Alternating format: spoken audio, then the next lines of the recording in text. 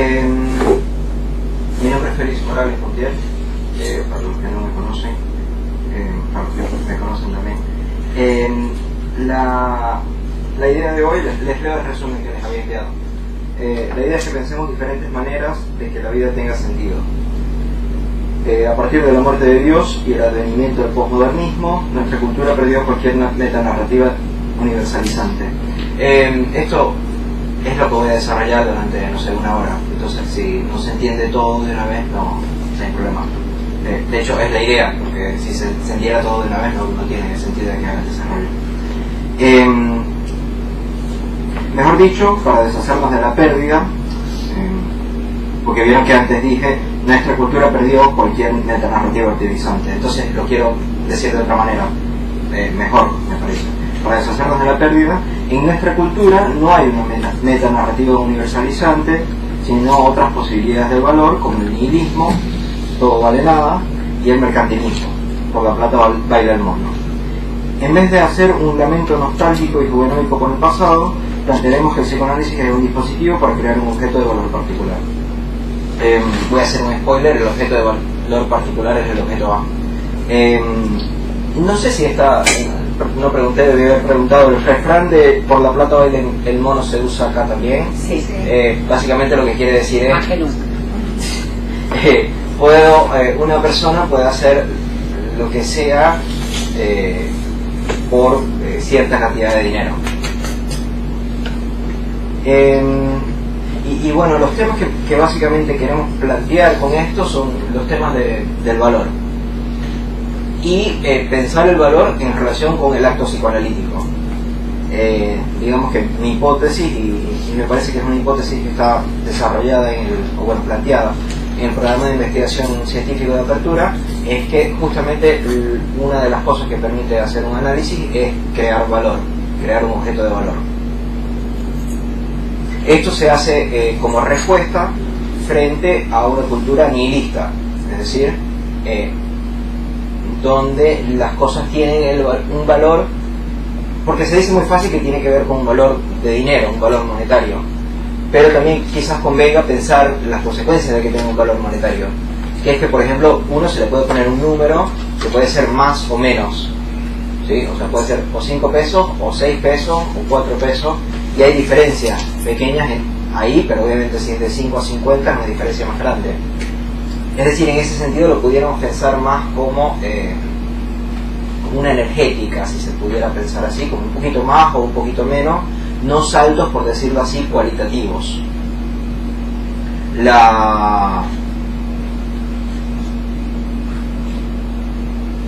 Digamos que lo opuesto sería, por ejemplo, aquel objeto que se pasó de generación en generación, entonces tiene valor para una familia, por ejemplo.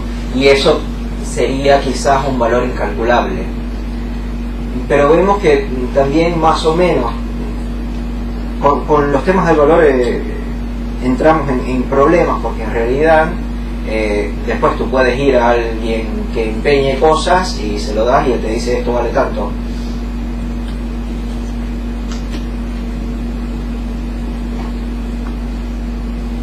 Entonces eso sería una manera de pensar el mercantilismo, y otra cosa sería pensar el nihilismo, el sentido de mi vida no tiene valor, o las vidas no tienen valor, o no tienen sentido, o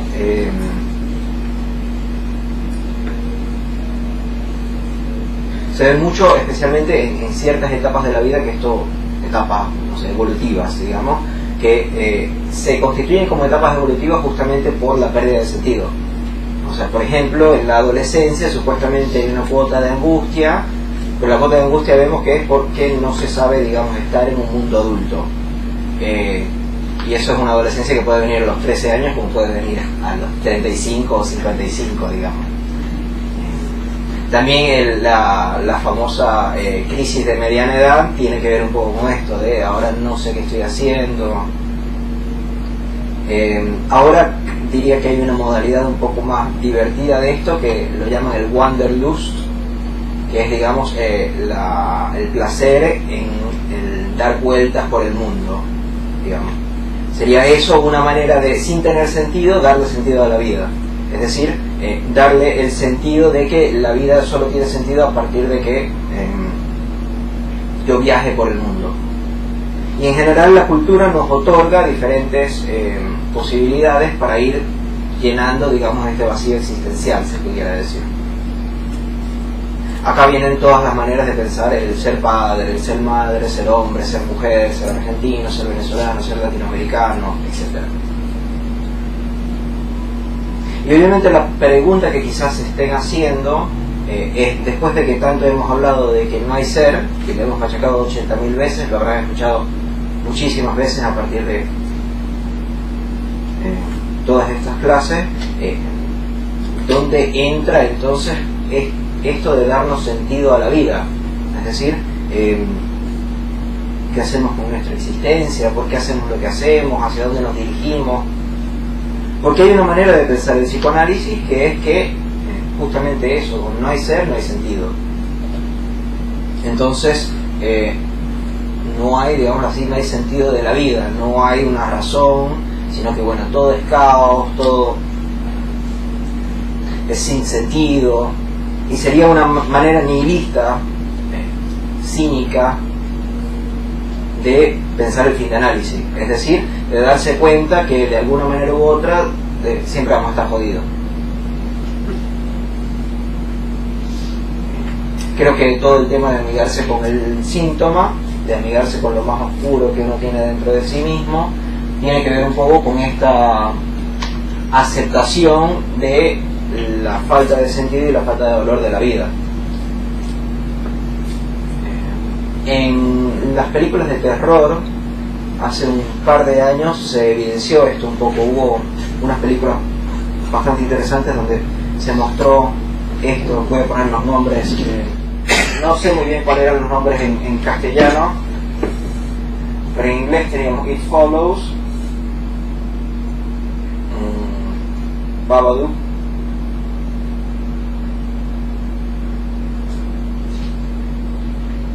y había otra que ahora no recuerdo, pero la idea era que ustedes ven que siempre al fin de la película de terror, tradicionalmente se mata al villano, se mata al monstruo, y obviamente el monstruo regresa, pero se piensa que ya se ha matado. Acá no, en estas películas, en estas dos películas que fueron contemporáneas, y había otra más que ya no recuerdo, la idea era que más bien el monstruo se quedaba en la casa, por ejemplo, o el monstruo seguía viviendo y las personas de alguna manera u otra se arreglaban con esa monstruosidad que existía. Es decir, no se, capaz se intentaba matarlo, pero en algún momento se dejaba de intentar hacerlo para amigarse con él. ¿Cómo?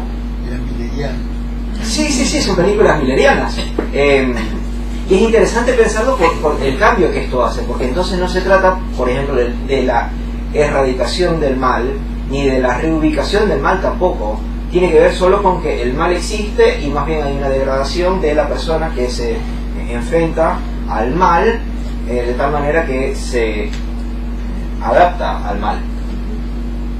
Hay una película muy buena para eso que se llama El Día de la Expiación. No sé cuál es el título original. ¿Es de terror también? ¿Cómo es un poco? Y es terrorífica lo que plantea, es en un futuro respecto a lo que hay que hacer con el mal, ¿no? El mal es algo que tiene entidad, es existente y no se lo combate, sino que se lo regula. Y en la película El Día de la Expiación hay un día en el que está permitido claro. todo. Sí. Es The Purge. Sí. ¿La viste? ¿Cómo era? No. La purga, exactamente. Claro, pero ahí, por ejemplo, estamos intentando eliminar el mal.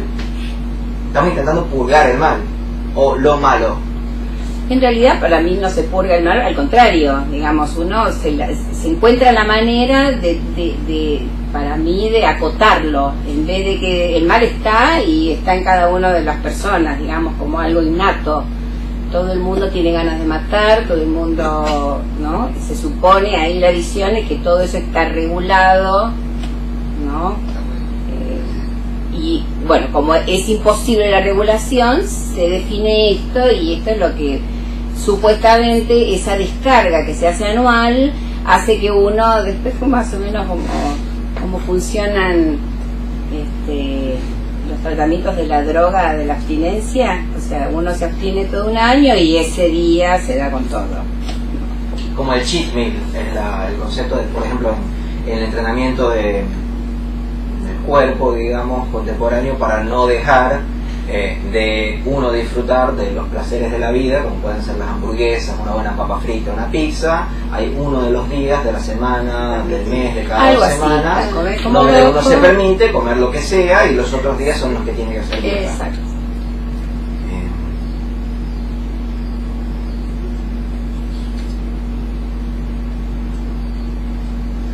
Lo que me interesa que retengamos de esto es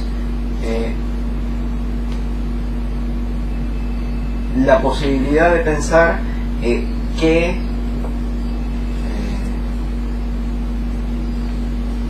lugar darle a lo central, digamos, o a aquello que nos dirige, aquello que nos comanda, etcétera. Porque hay un problema, entiendo yo, en pensar, por ejemplo, ir al otro. O sea, habría entonces 2 extremos. Habría un extremo donde hay ser, y hay ser del ser, y después habría otro problema donde hay, digamos, puro cambio, puro devenir. Porque justamente los que eso, el puro cambio, el yo no soy nada, o el todo se puede cambiar, lo que nos termina haciendo, digamos, es un ser del cambio. Es decir, se termina estableciendo como algo inmodificable la modificación.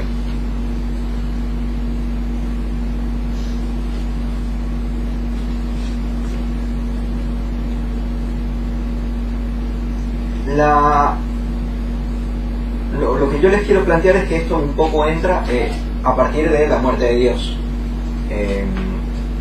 Que lo podemos pensar como la muerte de las metanarrativas, digámoslo así, muy burdamente. Habría momentos, por ejemplo en el medioevo, donde las personas se pensaban hijos de Dios.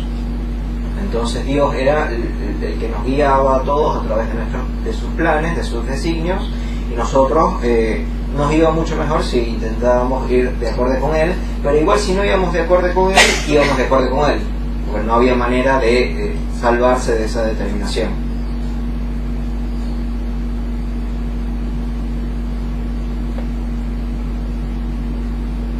El problema que nos enfrentamos cuando, por ejemplo, uno cae en la Iglesia Católica, y aquí quiero hacer, digamos, lo quiero manejar, digamos, a 3 niveles, porque no sé si conviene que nos quedemos solo en uno de ellos. Me parece que conviene manejar los 3, justamente para darnos, o para poder evidenciar un poco mejor, que se trata, digamos, de un cambio completo de época. Es decir, no fue un cambio en la historia de la religión, ni fue un cambio en la historia de la lingüística, ni fue un cambio en la historia de la matemática, sino que fue un cambio epocal completamente. Entonces quiero trabajar por lo menos un poquito de religión / filosofía, digamos, un poquito de lingüística y un poquito de topología, para poder, digamos, ver cómo en estas 3 áreas, lo pudiéramos hacer muchísimas más, pero son las 3 que decidí yo tomar acá, para ver cómo en estas 3 áreas se da lo que pudiéramos llamar el vaciamiento de lo absoluto.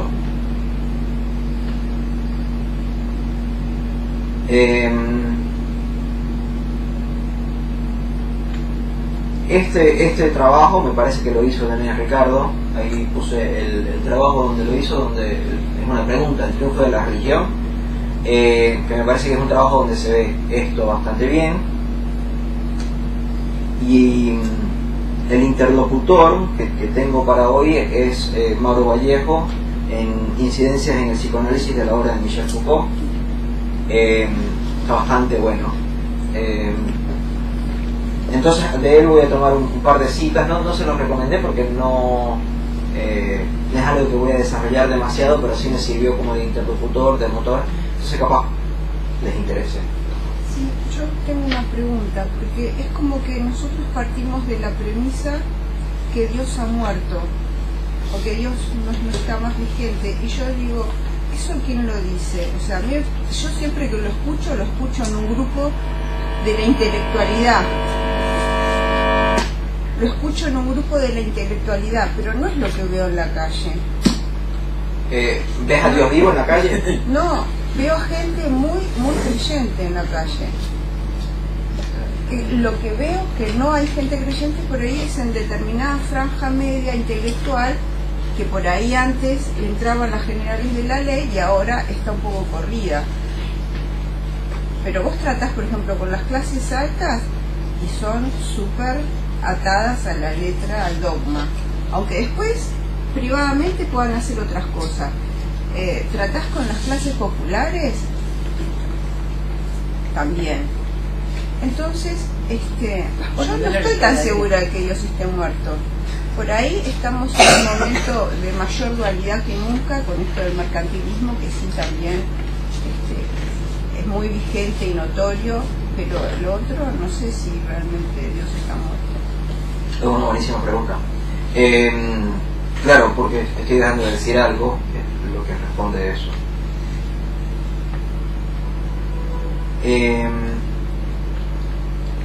Digamos, la muerte de Dios no fue sin consecuencias. Las consecuencias era que nosotros nos teníamos que enfrentar a eso. ¿Sí?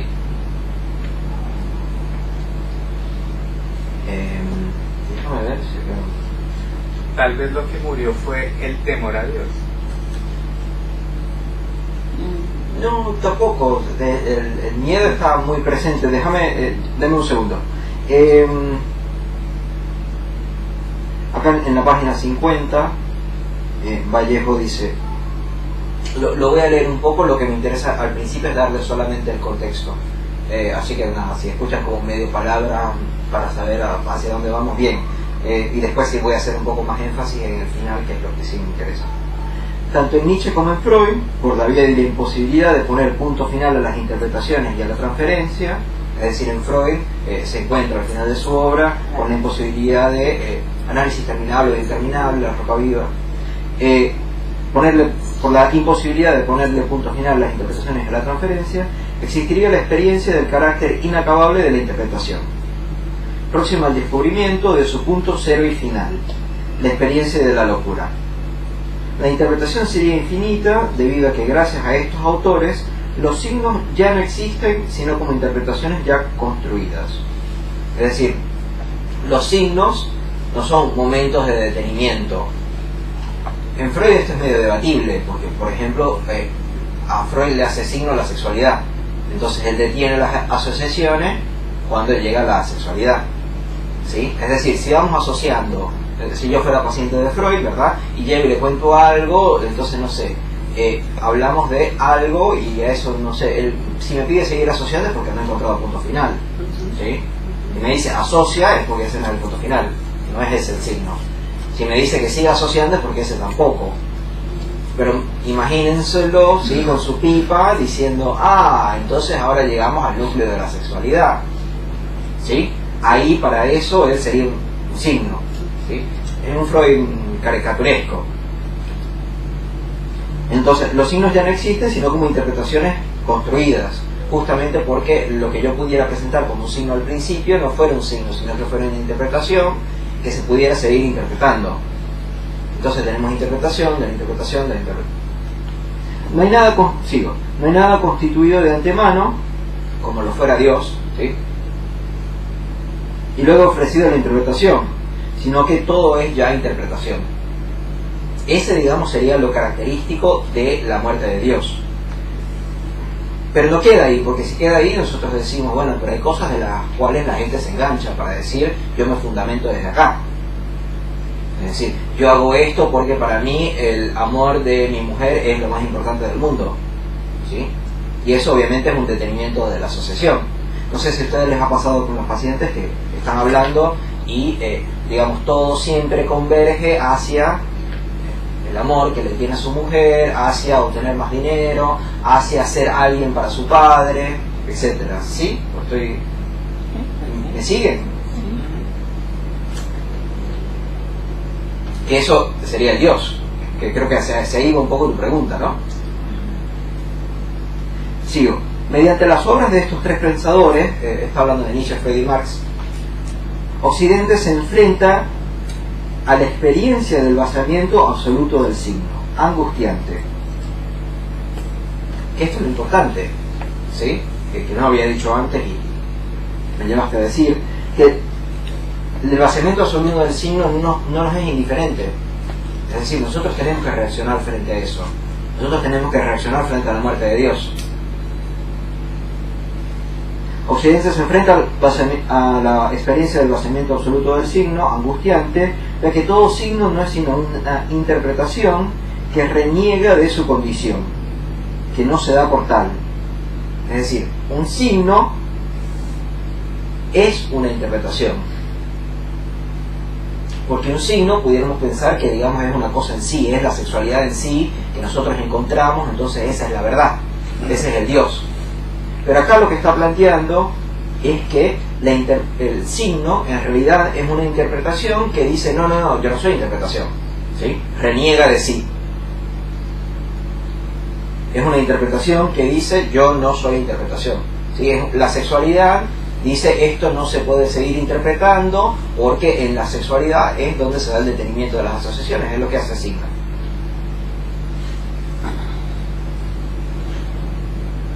Entonces, digamos, si lo vemos desde el lado derecho, que propuse acá, con objeto, nihilismo, mercantilismo, vaciamiento absoluto del signo, hacia el lado izquierdo, de Dios, metanarrativo universalizante y signo pleno del sentido, si estamos parados del lado derecho y vemos hacia el lado izquierdo, nosotros pudiéramos decir, porque no te desengañes, en realidad tú también eres interpretación. Pero no es mentira que hay un montón de gente ubicado del lado izquierdo. Es verdad.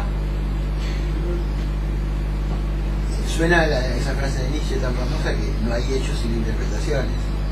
Y el signo sería como un hecho, como si se coagulara una interpretación, ¿no? Ahora, también la muerte de Dios tiene otra lectura. Pero, porque lo que vos señalás, lo que vos ves es un fenómeno, digamos, de religión. Sí. Pero eso no tiene que ver con la muerte de Dios. Porque quizás digamos, la muerte de Dios a nivel, digamos así, religioso tiene que ver con la fe. Entonces, hay mucha gente creyente, pero no hay fe. Porque la fe es otra cosa, digamos, ¿no? Hay más bien superstición. La gente es supersticiosa, pero no tiene fe. Y eso se acabó. Pero de todas maneras tiene otras consecuencias filosóficas, la muerte de Dios. Tiene muchas lecturas. Bueno, algunas de las cosas de vos. Sí, a mí digamos que lo que me interesa en este momento de la muerte de Dios es que hay, digamos, con Dios hay un absoluto pleno, con sentido, y con la muerte de Dios eso se vacía, digamos, o sea, se sustrae el sentido y deja en ese lugar de absoluto de haber algo. En ese lugar de absoluto viene un vacío, digamos lo mejor, ¿sí? ¿Puedo agregar una cosa? Sí. Hay una película que se llama La Misión, una película vieja, la que trabaja Jeremy Irons y Robert De Niro. Robert De Niro. Están en las misiones acá en el norte argentino y se están peleando con los portugueses. Y todos son unos delincuentes de primera. Y el Papa manda un enviado y todos son así de lo peor.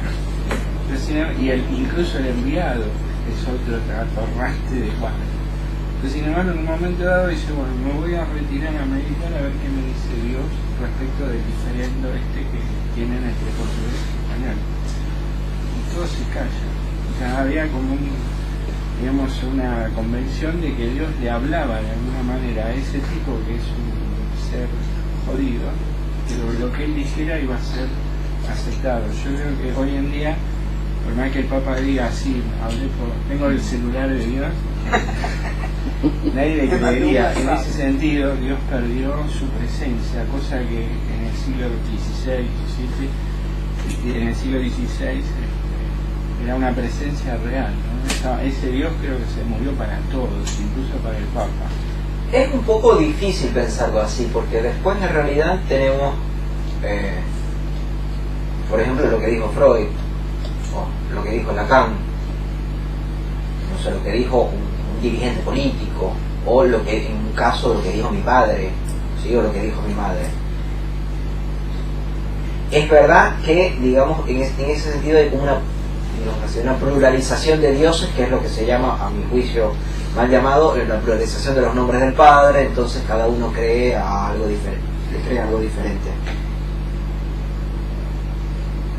Pero del lado izquierdo, y hay algo similar, también pasa en El nombre de la rosa.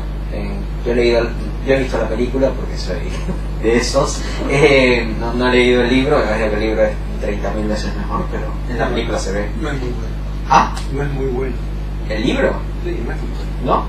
Ah, la película a mí sí me gusta. Sí, sí. Es interesante, no sé si tampoco diría que es buena, pero ¿no?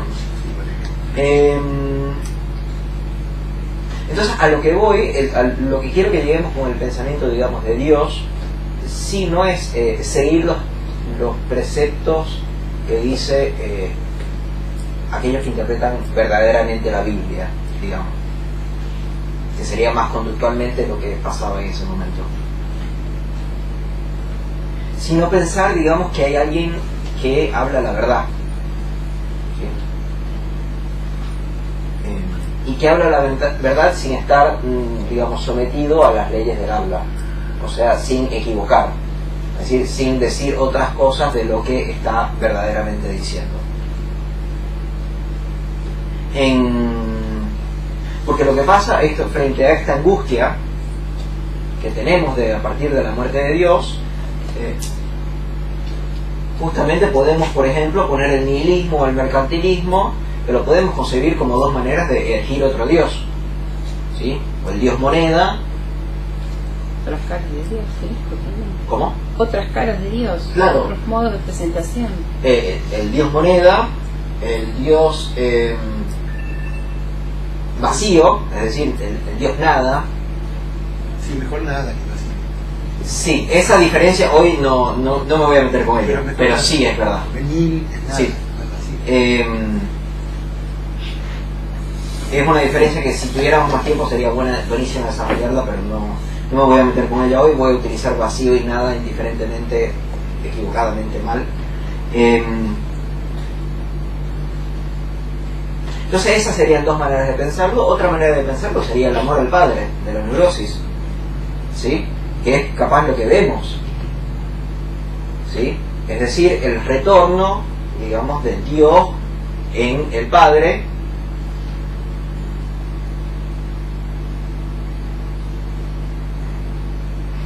digamos, de Dios está muerto a Dios es tu Padre. Sería la conversión, digamos, que hace la solución que hace la neurosis frente a la muerte de Dios es transformar al Padre en Dios.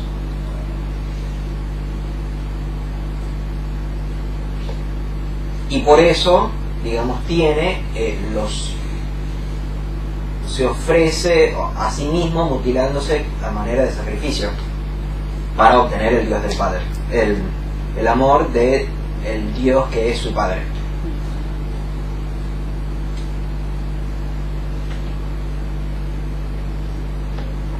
Entonces acá vemos que el valor está mediado en realidad por una figura todavía, una figura, digamos, única, que sería el Padre, o una figura que sería la moneda, o una figura que sería la nada.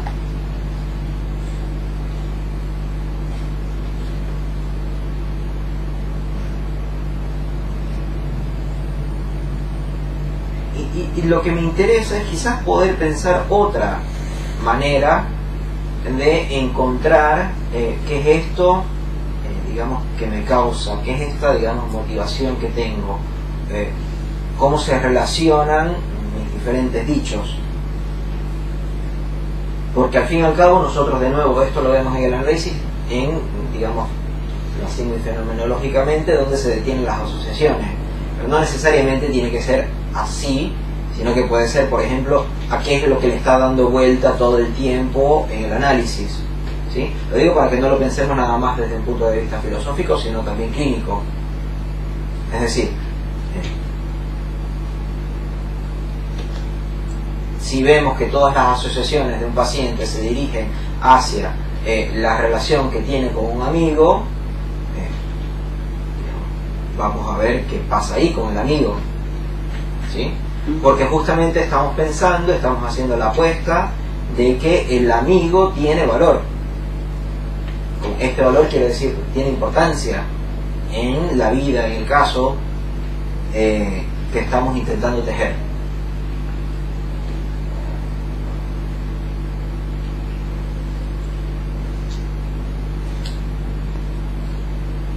Pero claro, cuando decimos el amigo, ¿qué pasa? Que corremos con la posibilidad o la tendencia de llevar el amigo al lugar de Dios, ¿sí? Es decir, de hacer todo el caso sobre el amigo. Entonces el amigo es aquel elemento que le da consistencia y valor a todo el resto. Es decir, volvemos a postular Dios.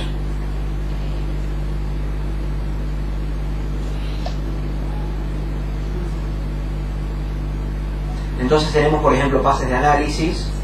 ¿Perdón? Después. Dale. Bueno, por ejemplo, vemos, no sé si han alguna vez estudiado los pases de los AE, de los AME, donde muchas veces lo que se termina es, digamos, coagulando el ser en un significante. Me parece mejor decir una palabra, porque me parece que el significante no tiene. Digamos, se coagula el ser en una palabra, entonces esa persona es, digamos, el cuidador, la fuerte, el guerrero, etcétera.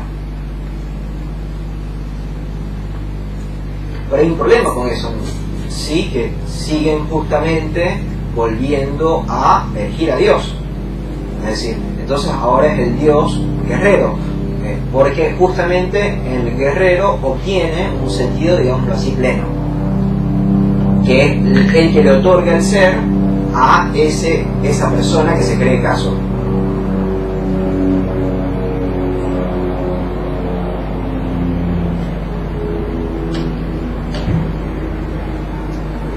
Se entiende un poco la problemática que estoy intentando plantear, que es, está bien, si nosotros aislamos un elemento lingüístico y lo ponemos a trabajar y nos quedamos solamente con eso, puede ser que también lleguemos a establecerlo como si tuviera un sentido pleno, es decir, a no trabajarlo como significante, sino a trabajarlo como palabra que tiene una denotación.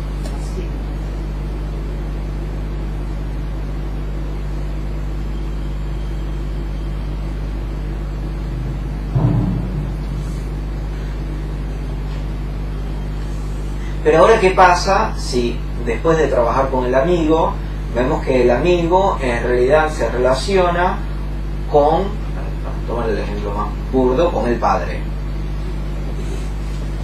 Y ahora hacemos una lectura de todo el caso a partir del padre. Y después, en vez del padre, lo tomamos como, no sé, el especial. Y hacemos toda la lectura del caso a partir de el especial.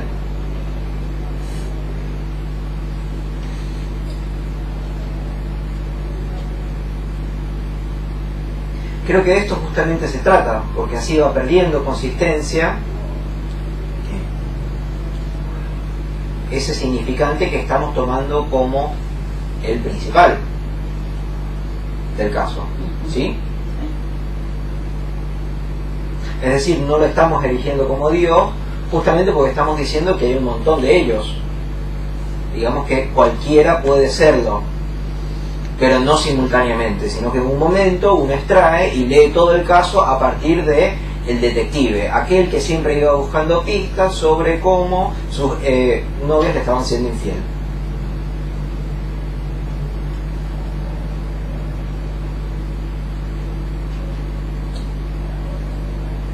Y después de pensarlo como el detective, lo pensamos como el aguantador, que más bien se aguantaba, estaba ahí, se buscaba siempre novias que fueran infiel, para él poder aguantar, ¿sí? Y darse así una consistencia, digamos.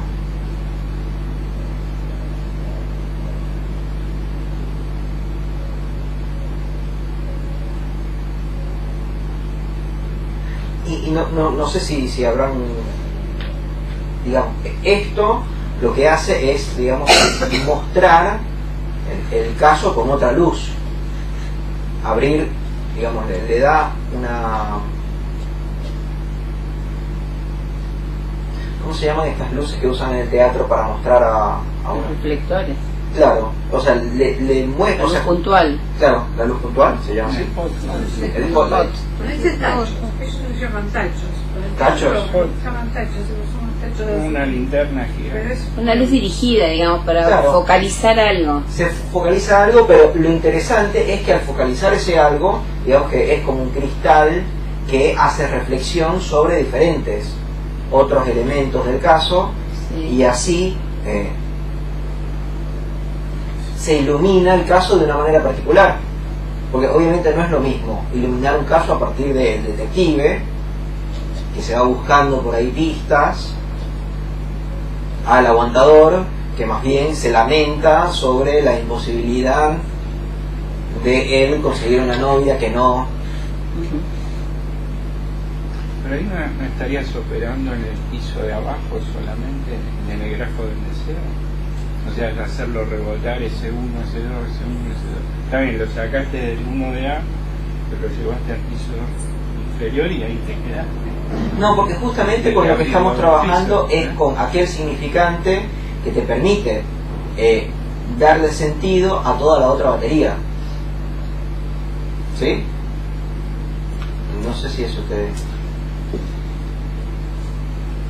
Sí, sí, va, qué sé yo, me da la impresión que en el análisis tienes que abrir la posibilidad de los dos pisos. Si te quedas laburando del detective al especialista, al novio perfecto, es saltar de una A a una prima a una segunda y así hasta el infinito. No sé, me da esa impresión. No, pero el A tuviera que ver con el otro, digamos. Sí, la ¿Sí? imagen del otro. Sí, pero eso no es lo que estoy diciendo, porque no se trata justamente de, digamos, qué relación tiene él, o sea, digamos, el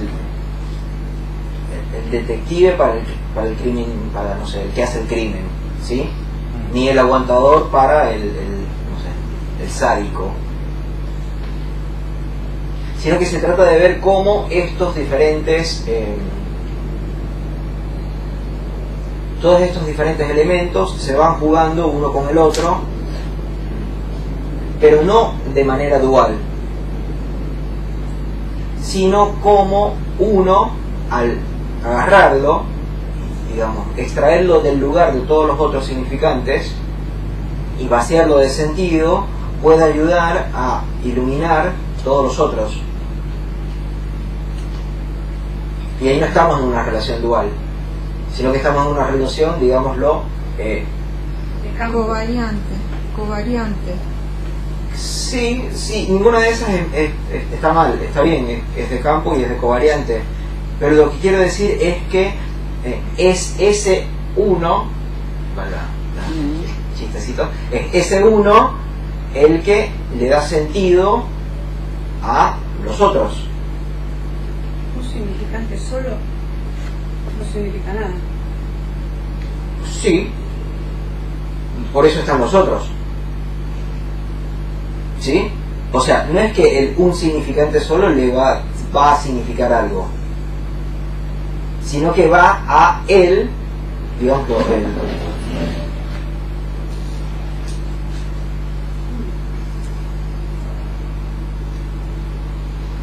sería el círculo mismo, Ujú. el que permite darle sentido a los otros. Pero lo interesante no es dejarlo así, digamos,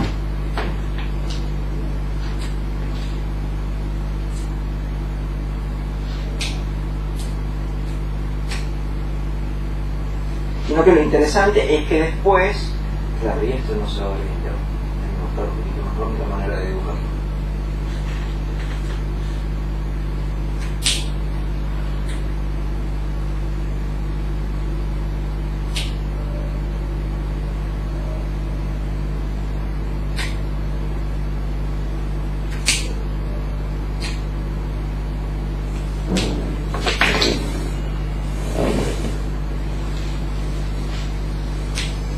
¿Sí?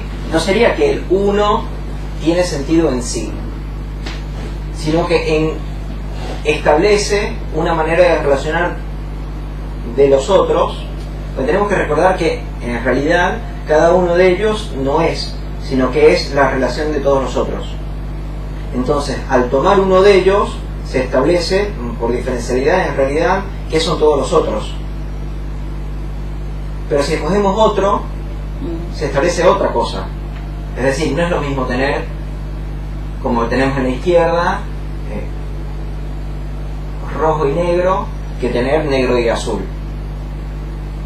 Pero tampoco es lo mismo ni que se interactúen entre ellos, ni que sea el azul que está afuera, o el rojo que está afuera.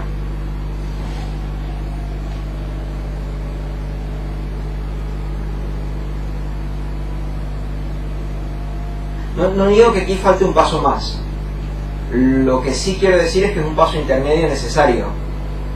Porque el problema es que nos pudiéramos quedar con solo uno de ellos. Por ejemplo, quedar solo con el azul, que está por fuera, ¿sí?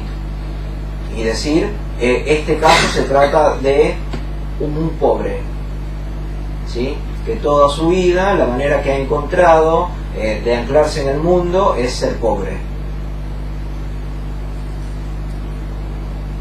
Entonces hay declinaciones como el pobrecito, de que su madre muchas veces se daba lástima de él, de que se busca muchas veces no sé, novios con mucho dinero, etc.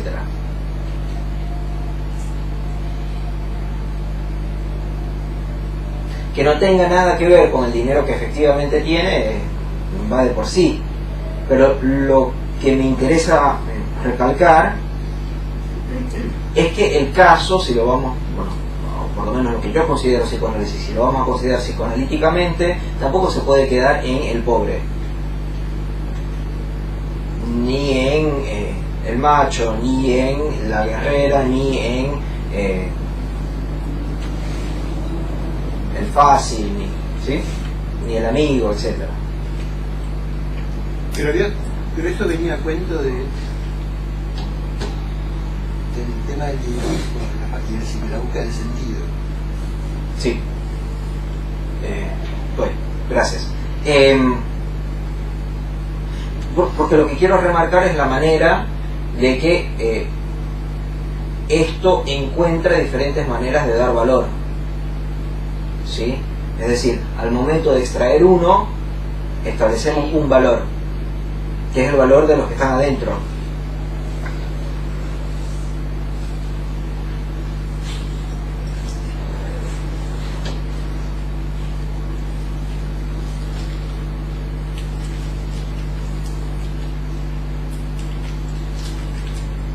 Es decir, cuál es, digamos, el valor de en el lado izquierdo, donde está el azul afuera y el rojo y el negro dentro, lo pudiéramos establecer como la relación entre el rojo y el negro, pero también lo pudiéramos establecer como el azul, que es la negatividad del rojo y el negro.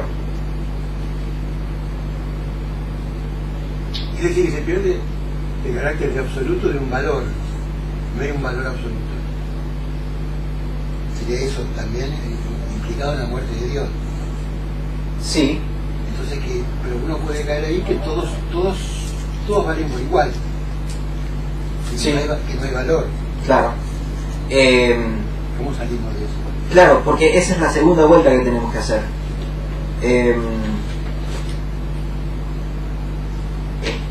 Lo que quiero es que quede bien hasta ahora, o sea, se entiende qué es lo que estoy planteando y la problemática que Ricardo me está ayudando a plantear, que es que entonces se pudiera pensar, entonces bueno, da igual si soy azul o si soy rojo o si soy negro, etcétera.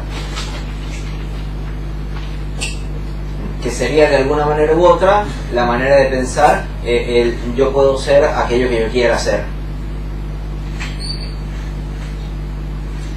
que es otra manera del determinismo, digamos, y además del autodeterminismo.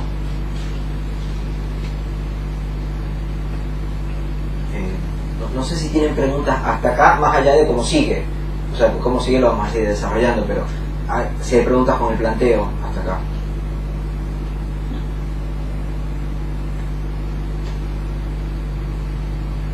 Si creo entenderte, ahora después veremos. Sí, seguro.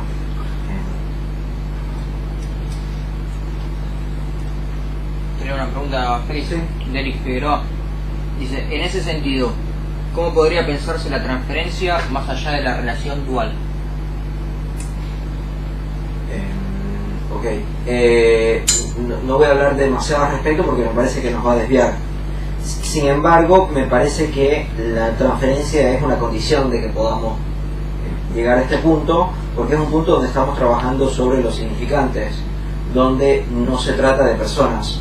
Creo que la transferencia justamente tiene que ver con la disolución de los individuos, es decir, que dejemos de trabajar sobre una persona, que sería el paciente, y empecemos a trabajar con los dichos y la enunciación. No sé si la transferencia es una herramienta muy útil para pensar estos problemas, pero sí creo que es una condición para poder llevarlos a cabo. ¿Me lees la pregunta otra vez, por favor? En ese sentido, ¿cómo podría pensarse la transferencia más allá de la relación dual? Claro, porque justamente el problema es que la transferencia ya no implica la relación dual. O sea, cuando hay transferencia no hay relación dual.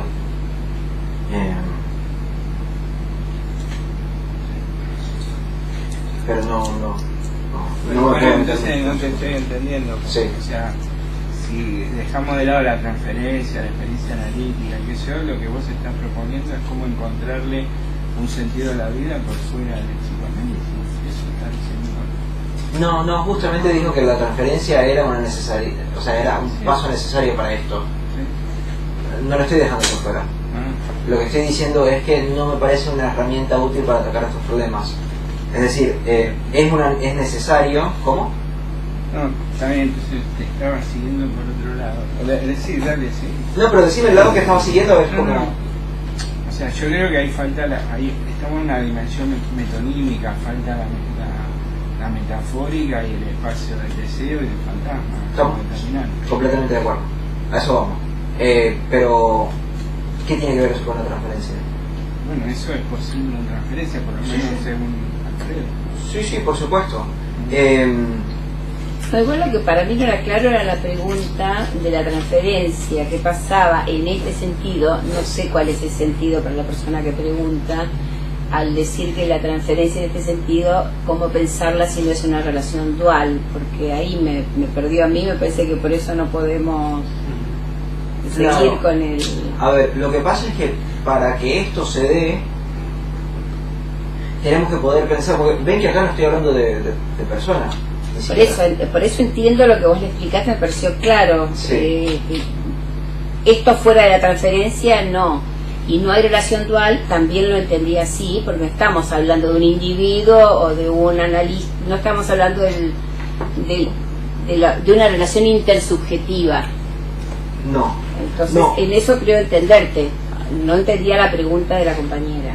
Creo que es un compañero. La compañera. Sí. Compañere. Claro, porque justamente el problema, pero sí es verdad que el problema que vamos a tener entonces es que esto lo estamos haciendo completamente abstracto. ¿Sí? Acá no hay un caso. Entonces, ¿cómo pensar el deseo, fantasmas y muchos otros sin un caso? Y ahí me parece que justamente es donde tenemos que poder pensar, por ejemplo, la metáfora,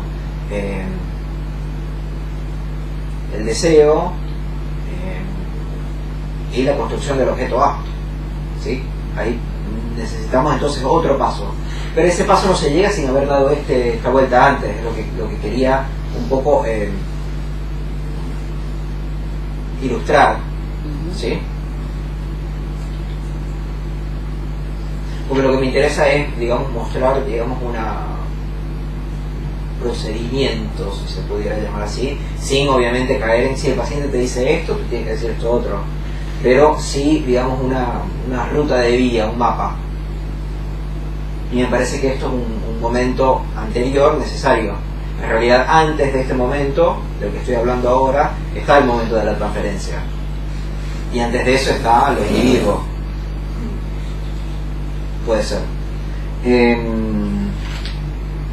Pero claro, entonces el problema que tenemos acá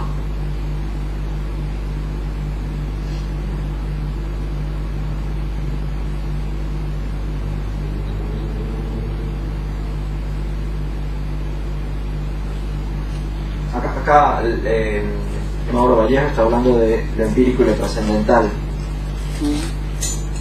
Entonces él dice, respecto a la primera, sobre la cuestión del empírico y lo trascendental, Foucault asevera que, esto está en la página 55, Foucault asevera que consiste en todo saber que toma a la vivencia, por un lado, como el espacio en que se dan todos los contenidos empíricos a la experiencia, y por otro, como la forma imaginaria originaria que los hace posibles.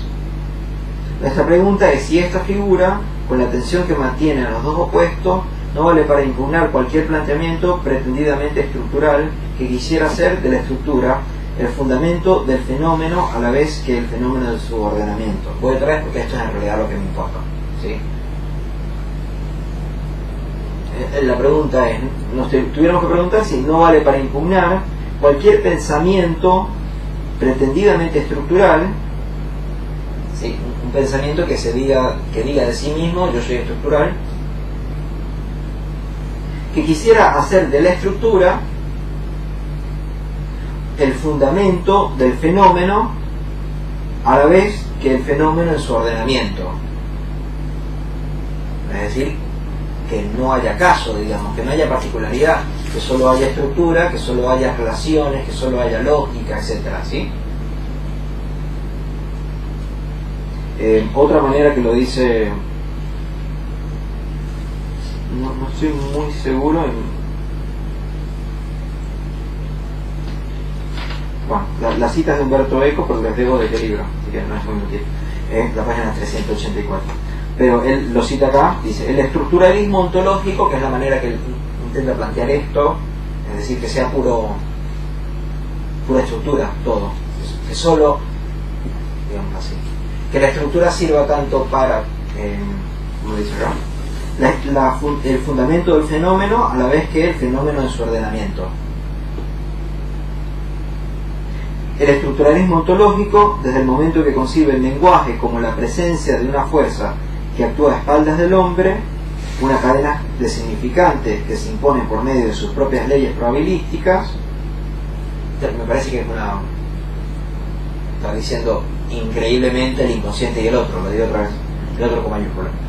El estructuralismo ontológico, desde el momento que concibe el lenguaje como la presencia de una fuerza que actúa a espaldas del hombre, una cadena de significantes que se imponen por medio de sus propias leyes probabilísticas, es estructuralismo ontológico, que ya no es estructuralismo, deja de ser una metodología para el estudio de una cultura y se convierte en una filosofía de la naturaleza. Y es que creo que justamente lo que nos hace falta meter ahora y que le haría falta meter acá también sería todo el tema, digamos, de la particularidad. Es decir, no quedarnos en generalidades de que se trate de azul o que se trate de rojo, sino ver cuáles son las coordenadas que efectivamente se están jugando en el caso. Y ahí me parece que nos permite pensar cómo esto tiene algo, digamos, de particular, para poder establecer un valor que justamente no sea, digamos así, universal, o que sea, para decirlo de otra manera, para todos particularmente. Es decir, caso por caso se tendrá que establecer el objeto A.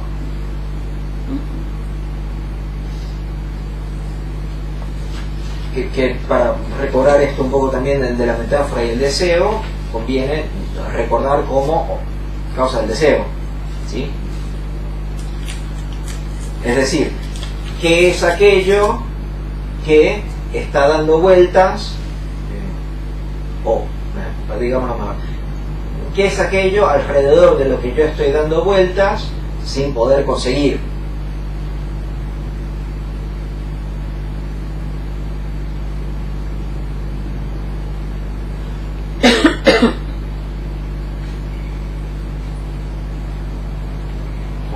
Si lo queremos un poco menos críptico, quizás, que es aquello que nos hace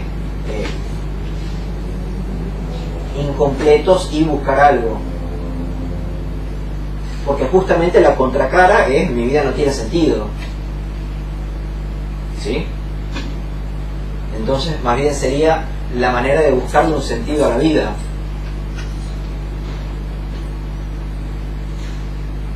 En realidad, cuando uno escucha mi vida no tiene sentido, yo no sé si interpretarla como que no hay nada. Mi vida no tiene sentido de esta manera, en el aquí y ahora, con este ser, con esta situación. O sea, hay algo ahí con ese sentido. No es que no hay nada en la vida.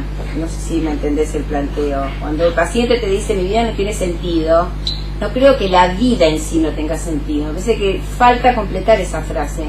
Mi vida no tiene sentido así, de esta manera, con este trabajo de mierda, con este marido que no me lo banco, con estos hijos que no me dan pelota, no sé. Parece que ahí a mí me suena que falta algo que complete esa frase. Porque en general el paciente tiene un sentido en la vida. Es raro que venga sin sentido. No sé si me explico en lo que te quiero decir. En todo caso, no le cuaja. Porque por ahí el paciente, el sentido de su vida es ser abuela de esos nietos divinos. Y tiene una hija de puta que no le deja ver los nietos. Entonces la vida no tiene sentido ahí, así. Porque no hay concordancia entre el ser, ¿no?, y lo que le está pasando. Claro, pero ahí lo que estamos pensando es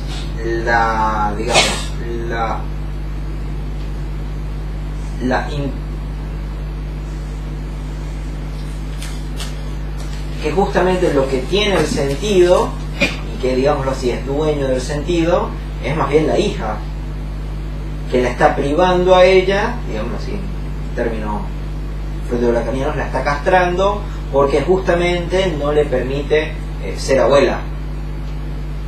¿Sí? Claro, ese sería el sentido coagulado que trae la persona. Por ahí uno, como acto analítico subversivo, y respecto al valor, a mí se me ocurre pensar que es ese valor dimensionado que tiene la palabra abuela, o ese ser que encontró esa persona ahí, lo que uno como analista debería interrogar o conmover. Porque en realidad la hija no tiene nada que ver, será otra historia en todo caso, la hija, y por qué no se dio ahí ese espacio. No diría que no tiene nada que ver, es una historia, digamos, sí, pero será otro elemento a sacar, ¿no? Pero sí me parece mucho lo que estás diciendo, en el sentido de que me parece que eso es el paso que estaba intentando mostrar con, digamos, con lo azul, con lo rojo, claro, donde justamente se mostraría que eso tiene sentido, o se puede iluminar que la vida no tiene sentido si lo pensamos desde tu ser abuela. Claro. ¿Sí? Sí, está buenísimo, eso. Y después falta otro paso, pero sí, eso. No, quería saber si te venía siguiendo bien, o sea, era esto lo que yo había interpretado de lo que dijiste. ¿Qué ibas a decir, perdón? Creo que el jueves pasado, si no me acuerdo mal, Alfredo dijo que bueno, los pacientes padecen de significado. Sí. Yo lo que algunas veces Alfredo usó como ejemplo de S1, S2 en el nivel de en el nivel de abajo del grafo del deseo. Saco la piedra, pongo la piedra. O si saco la piedra, pongo la piedra, o al final ¿qué sentido tiene hacer eso? En ese sentido. Pero lo interesante de saco la piedra y pongo la piedra es que justamente es algo positivo, es decir, o tú lo puedes poner o la puedes sacar. ¿Sí? Nada más hay dos opciones, o sea, es un más o un menos. Mientras que acá, o sea, y no se puede, digamos, ver y darle un sentido al menos desde el más, eso no. Pero como él dice, ese es el sentido que tiene el neurótico obsesivo, está entre dos, y que si saco la piedra, pongo la piedra, cuando en realidad pudiese pensar, ¿qué tiene que ver que saque la piedra? Digo esto, ¿no? Como abrir esta posibilidad de que elija otro caramelo de la bolsa, como llamarlo. Claro, pero creo que justamente no se trata de una elección, porque cuando decimos que se trata de una elección, o sea, que elija otro caramelo de la bolsa, estamos entrando de nuevo en todo este tema de la autodeterminación, cuando no estamos hablando ya de personas. Sí. Justamente porque estamos luego post transferencia, sino que estamos hablando del caso. Y en ese sentido me parece que también cobra hacer esta aclaración que te dice que puede sonar un poco necia, pero me parece muy importante en este punto, en que no se trata de vidas diferentes, la de la hija y la de ella, sino que en el caso está que la hija no tiene hijos y que esta señora quiere hijos. Y así hay que poder pensarlo, digamos, ese texto tiene que poder pensarlo tanto el analizante como el analista. Es decir, no desde el punto de vista de yo tengo yo quiero esto y mi hija me está siendo antagónica, sino ver, digamos, con más elementos cómo se está armando esa historia ahí.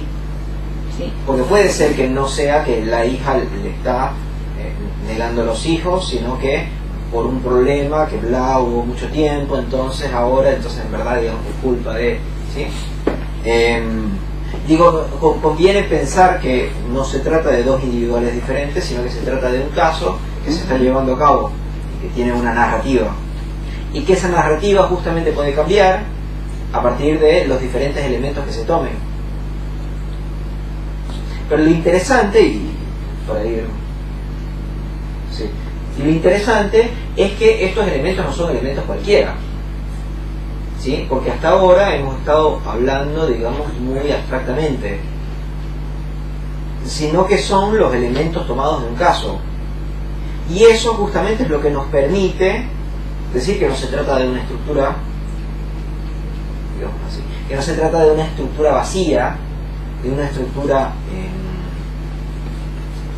infértil, que no se trata de una estructura digamos completamente lógica, sino que se trata más bien de un caso donde hay particularidades y donde a partir de esas particularidades se podrá decir, por ejemplo, no sé, antes había sido detective, ahora fui esto otro, ahora fui esto otro, ahora fui esto otro, y ahora me puedo dar cuenta que a través de toda la vida en realidad yo he estado buscando tal cosa.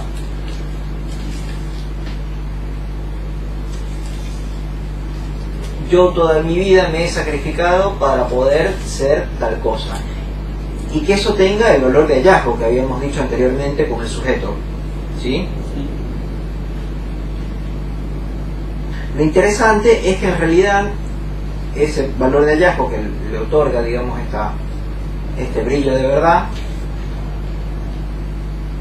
no significa que en realidad sea eso tampoco, sino que hubo algo en esa enunciación, en el poder decir eso, que conmovió en otro nivel. Es decir, que sirvió, digamos, como metáfora para poder crear algo que no se agota digamos, en el enunciado mismo, sino que tiene valor ese hecho de que finalmente el paciente lo haya dicho. ¿Quieres decir, Ricardo? Que no entiendo lo de eso que le dice de estructura, una estructura ontológica, ¿no? Porque me parece que justamente si hay algo que no es ontológico es la estructura, y además la estructura, porque ahí habla de fundamento. Si hay algo que no tiene fundamento, es justamente lo estructural, que es justamente una negación de el fundamento es ontológico, pero la estructura es antiontológica, y además tampoco puede ser una estructura vacía o abstracta, no, porque la estructura supone una relación entre elementos, o sea, los elementos ya están, entonces no es abstracta, se hace una lectura, digamos, pero después sí que es anterior, está la estructura y la llenamos de elementos. No es como el andamio, como se dice la estructura de un edificio, no es así. Entonces no entiendo este señor lo que propone, ¿no? Estructura ontológica. Claro, porque nunca he escuchado una cosa igual, pero justamente lo que está planteando es que, digamos, que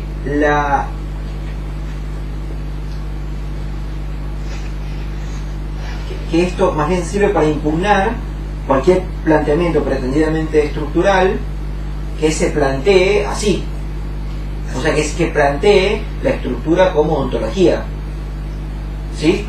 Es decir, que sería una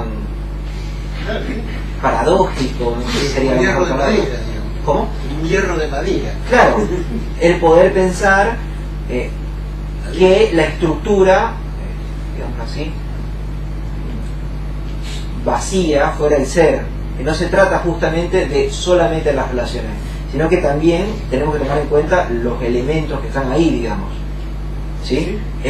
Claro, por eso, digamos, es lo importante de que él lo llame pretendidamente ontológica. ¿Sí? Porque justo con esto, justamente lo que me interesaba plantear era que no se trataba de una, digamos así, de una estructura sin elementos, sino que justamente los elementos son importantes y son, digamos, los elementos de esa vida, pero no pensada como historia, como que primero me pasó esto, después me pasó esto, trauma a los 9 años, como manera de anamnesis o a manera de historial clínico cronológico, sino a manera de pensar, bueno, tenemos todo este texto, todo este libro, como si se estuviera leyendo un libro, y uno diga, lo que este texto, lo que este libro quiso decir fue esto, sin que el libro lo haya dicho, porque justamente no se agota, digamos, en los enunciados que precisamente están ahí, sino que el trabajo es de tomar esos enunciados y hacer una lectura para poder establecer bueno, porque la palabra quiere decir algo, pero no lo dice. Sí. Lo que dice es significante. La palabra quiere decir, pero es el significante la que le hace decir. Digo, en este juego, me parece que lo que vos estás aludiendo a eso. Claro, y lo pudiéramos pensar también de la manera de el significante hace decir, pero hay varios significantes, ¿sí? Entonces justamente hay diferentes cosas, digamos, que ese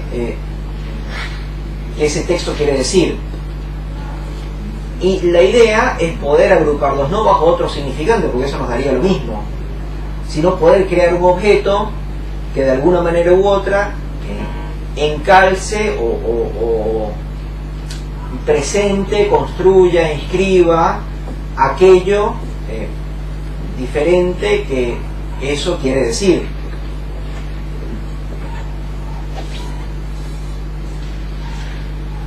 Y lo interesante es que se puede interpretar ese objeto, es decir, interpretar el objeto está mal, pero lo voy a decir igual para poder decir lo que quiero decir. Es decir, se puede hacer una interpretación que permita que ese objeto exista, digamos. Ese hecho de dicho se logre a partir de una producción, a partir de una construcción, que logre inscribir y detener todo este vaivén de bueno, es rojo, es azul, es negro, soy esto otro, soy esto otro, soy esto otro, soy esto otro, soy esto otro, hasta que se llega a una enunciación donde se le dice, digamos, en este texto esto ha querido decir algo así.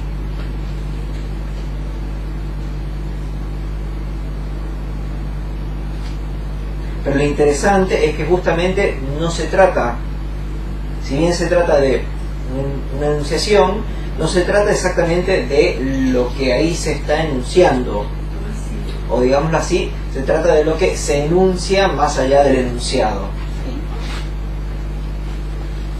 que sería la imposibilidad de que cualquiera de esas cosas que nos dio el sentido de vida sea nuestro sentido de vida,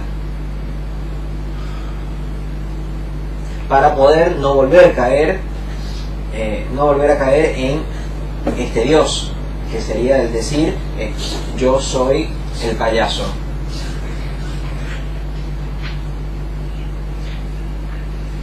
Voy a dejar de hablar un poco, en 10 minutos capaz, dialogando un poco, podamos.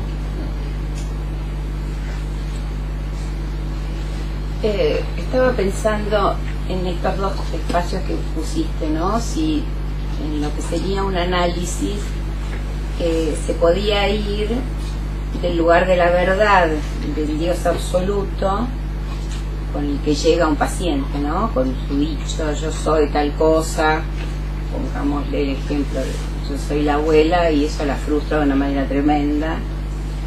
De ese lugar de la verdad absoluta al lugar de la verdad que surge de la equivocación, ¿no? En eso que va diciendo en el análisis. Y si esa nueva verdad que se encuentra no vuelve a ocupar ese lugar así como absoluto de Dios. No sé si me entendiste, porque eso me hizo pensar en el ejemplo que vos diste del pase y de cuál sería un final de análisis, ¿no? Como aparece esta única verdad así como descubierta, que Claro, vuelve a creo que ubicarse. tenemos dos, me parece, hay dos momentos clarísimos de Lacan que muestran que justamente no se trata de eso. Sería uno, los no incautos hierran, es decir, aquellos que piensen que han develado la verdad verdadera, se engañan. O sea, es otro engaño posible, que es justo, se acuerdan que es el engaño de justamente pensar un signo pleno de sentido. ¿Sí? Es la crítica, digámoslo así, que le hace el lado derecho al lado izquierdo, que dice esto solo es otra interpretación. Y por otro lado, me parece que también hay que poder pensar, y esto es también lo que hay que inscribir acá, que sería que la verdad habla, ¿sí? Que la verdad equivoca, ¿sí? Que no hay verdad de la verdad. Todos son, me parece que constantemente está la búsqueda de deshacerse con lo absoluto. Entonces, si pensamos que la verdad verdadera, eso tampoco sería. ¿Qué ibas a decir? No, que de alguna manera se va encontrando un sentido nuevo. Yo digo que no hay ningún problema en que algo tenga sentido, pero que no sea un sentido que haga sufrir al tipo. Porque el tipo viene con un sentido que lo hace sufrir. O sea, vos no lo vas a devolver sin ningún sentido. Va a ir construyendo un sentido que por ahí le quite el sufrimiento y lo pacifique. Claro, pero eso se hace a partir de poder pensar que no se trata de que él, por ejemplo, que si ella fuera abuela, entonces fuera plena. Porque ese es el problema con el sentido, digámoslo así, Sí, religioso. totalmente, Claro, sí. ¿Sí? totalmente de acuerdo. Si yo estuviera con una novia que me fuera fiel, Claro. fuera el hombre más feliz del mundo. Hoy en día.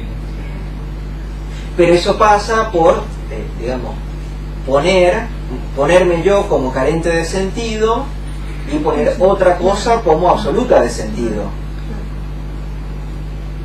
Que me parece que es, digamos, o sea, no lo quise decir así, yo a veces intento no decir las cosas por su nombre psicoanalítico, porque me parece que entonces después todo el mundo entendió todo. Me parece que a veces conviene dejar las cosas un poco en suspenso, pero sí, me parece que del lado izquierdo tuviéramos la neurosis, ¿sí? La neurosis religiosa, que se implanta ahí un Dios, un garante de la verdad, un full de sentido, que lo que pasa es que como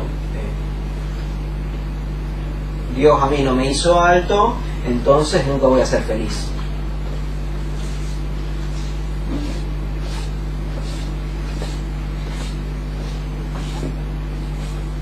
Entonces pasaría por vaciar este signo absoluto de sentido, central, esencial, único, etcétera,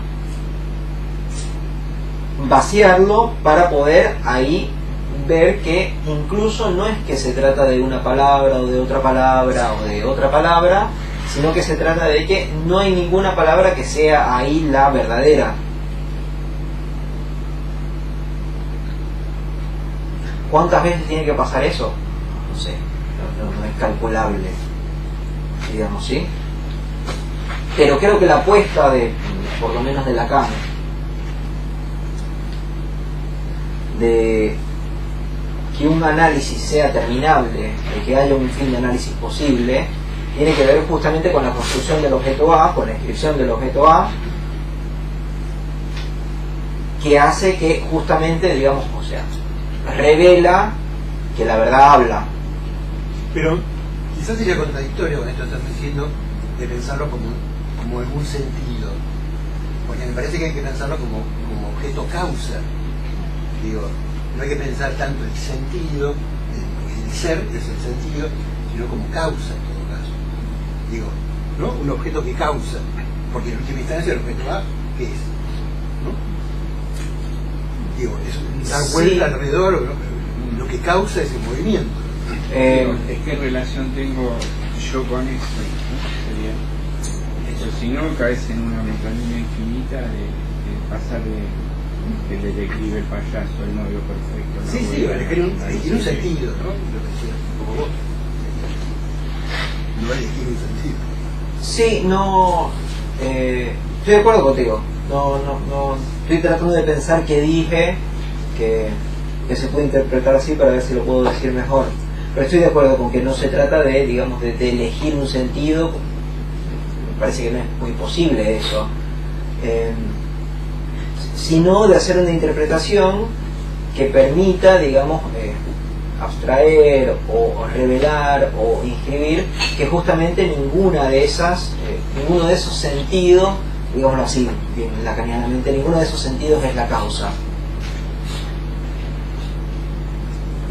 Que la causa justamente se da porque no es ninguno de esos sentidos,